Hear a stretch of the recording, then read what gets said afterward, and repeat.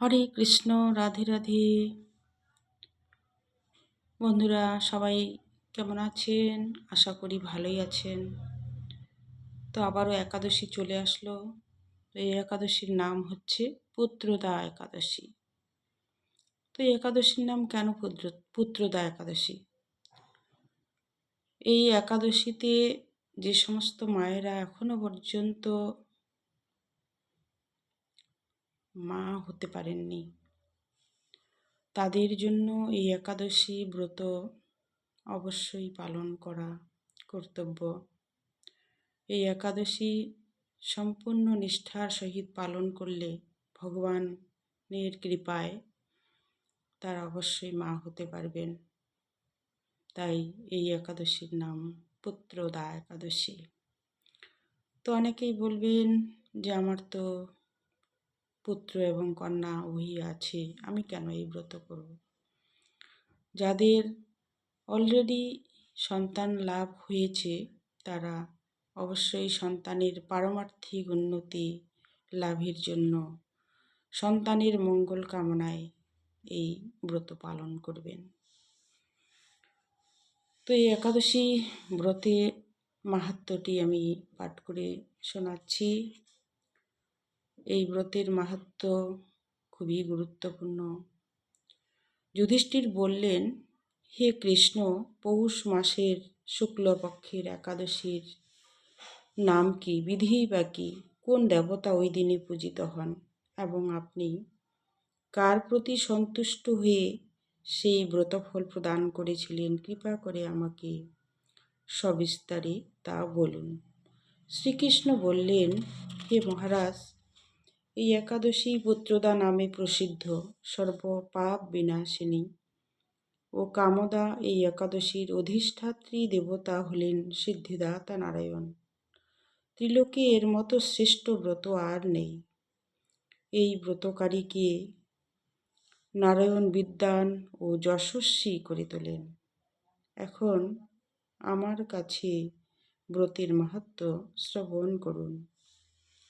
ভদ্রাবতী পুরীতে সুকেতুমান নামে এক রাজা ছিলেন। তার রানীর নাম ছিল শৈব্যা। রাজদম্পতি বেশ সুখেই দিন যাপন করছিলেন। বংশরক্ষার জন্য বহুদিন ধরে ধর্মকর্মের অনুষ্ঠান করেও যখন পুত্র লাভ হলো না, তখন রাজা দুশ্চিন্তায় কাতর হয়ে পড়লেন। তাই সকল ঐশ্বর্যবান হয়েও পুত্রহীন রাজার মনে কোনো সুখ ছিল না। তিনি ভাবতেন পুত্রহীনের জন্ম বৃথা ও গৃহ শূন্য। পিতৃদেব মনুষ্যলোকের কাছে যে ঋণ শাস্ত্রে উল্লেখ আছে তা পুত্র বিনা পরিশোধ হয় না। পুত্রবান জনের এ জগতে যশ লাভ ও উত্তম গতি লাভ হয় এবং তাদের আয়ু, আরোগ্য, সম্পত্তি প্রভৃতি বিদ্যমান থাকে। নানা দুশ্চিন্তাগ্রস্ত রাজা আত্মহত্যা করবেন বলে স্থির করলেন। কিন্তু পরে বিচার করে দেখলেন আত্মহত্যা মহাপাপ। এর ফলে কেবল দেহের বিনাশ মাত্র হবে, কিন্তু আমার পুত্রহীনতা তো দূর হবে না। তারপর একদিন রাজা নিবিড় বনে গমন করলেন। বন ভ্রমণ করতে করতে দ্বিপ্রহর অতিক্রান্ত হলে রাজা অত্যন্ত ক্ষুধা তৃষ্ণায় কাতর হয়ে উঠলেন। এদিক ওদিক জলাদির অনুসন্ধান করতে লাগলেন। তিনি চক্রবাক, রাজহংস ও নানা রকম মাছে পরিপূর্ণ একটি মনোরম সরোবর দেখতে পেলেন। সরোবরের কাছে মুনিদের একটি আশ্রম ছিল। তিনি সেখানে উপস্থিত হলেন। সরোবর তীরে মুনিগণ বেদ পাঠ করছিলেন। মুনিবৃন্দের শ্রীচরণে তিনি দণ্ডবোধ প্রণাম করলেন। মুনিগণ রাজাকে বললেন, হে মহারাজ, আমরা আপনার প্রতি প্রসন্ন হয়েছি, আপনার কি প্রার্থনা তা বলুন। রাজা বললেন, আপনারা কে এবং কি জন্যই বা এখানে সমবেত হয়েছেন? মুনিগণ বললেন, হে মহারাজ, আমরা বিশ্বদেব নামে প্রসিদ্ধ এই সরোবরে স্নান করতে এসেছি। আজ থেকে 5 দিন পরেই মাঘ মাস আরম্ভ হবে। আজ পুত্রদা একাদশী তিথি। পুত্র দান করে বলেই এই একাদশীর নাম পুত্রদা। তাদের কথা শুনে রাজা বললেন, হে মুনিবৃন্দ, আমি অপুত্রক, তাই পুত্র কামনায় অধীর হয়ে পড়েছি। এখন আপনাদের দেখে আমার হৃদয়ে আশার সঞ্চার হয়েছে। এ দুর্ভাগা পুত্রহীনের প্রতি অনুগ্রহ করে একটি পুত্র প্রদান করুন। মুনিগণ বললেন, হে মহারাজ, আজ সেই পুত্রদা একাদশী তিথি, তাই এখনই আপনি এই ব্রত পালন করুন। ভগবান শ্রীকেশবের অনুগ্রহে অবশ্যই আপনার পুত্র লাভ হবে। মুনিদের কথা শোনার পর যথাবিধানে রাজা কেবল ফল মূলাদি আহার করে সেই ব্রত অনুষ্ঠান করলেন।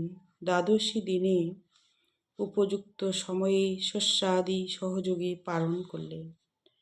মুনিদের প্রণাম নিবেদন করে নিজ গৃহে ফিরে এলেন। ব্রত প্রভাবে রাজার যথাসময়ে একটি তেজস্বী পুত্র সন্তান লাভ হল। হে মহারাজ, এই ব্রত সকলেরই পালন করা কর্তব্য। মানব কল্যাণ কামনায় আপনার কাছে আমি এই ব্রত কথা বর্ণনা করলাম। নিষ্ঠা সহকারে যারা এই পুত্রদা একাদশী ব্রত পালন করবে, তারা পুত নামক নরক থেকে পরিত্রাণ লাভ করবে। আর এই ব্রত কথা শ্রবণ কীর্তনে অগ্নিষ্টম যজ্ঞের ফল পাওয়া যায়। ব্রহ্মাণ্ড পুরাণে এই ব্রত মাহাত্ম্য বর্ণনা করা হয়েছে।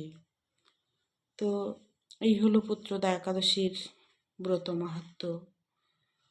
তো যারা 10 তারিখ শুক্রবার একাদশী ব্রত পালন করবেন, তারা শনিবার 4:30 থেকে 8:29 পর্যন্ত এই সময়ের মধ্যে পালন করে নেবেন। আর অনেকেই শনিবারও পালন করবেন। তো এই হচ্ছে একাদশী। তো আপনারা প্রত্যেকেই একাদশী ব্রত পালন করবেন এবং ভগবানের কৃপা লাভ করবেন। হরে কৃষ্ণ, রাধে রাধে।